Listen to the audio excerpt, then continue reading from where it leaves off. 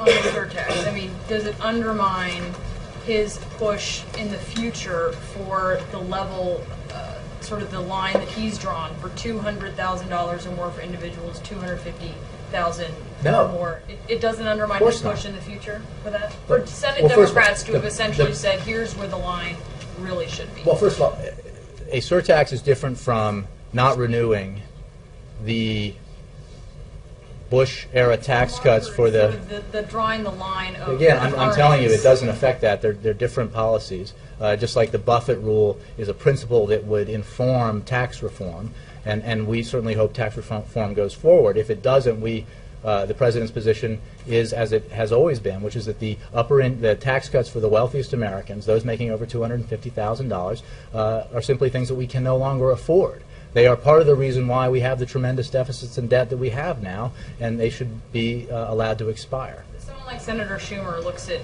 family, he represents a state where money doesn't go as far as it would go in other states, if you're outside the New York metropolitan area. So if you have a family, in the New York City area, $250,000 thereabouts, I mean, does the President think that's a wealthy family?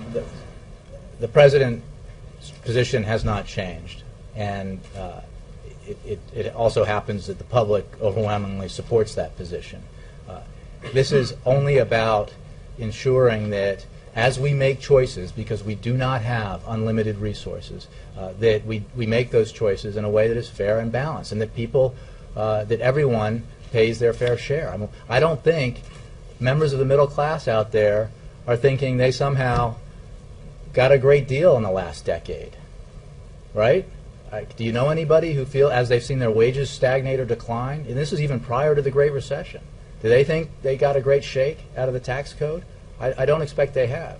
What we do know is that the wealthiest Americans have actually seen their incomes and their share of the national wealth increased a lot over the same period. And it is simply a matter of making sensible choices.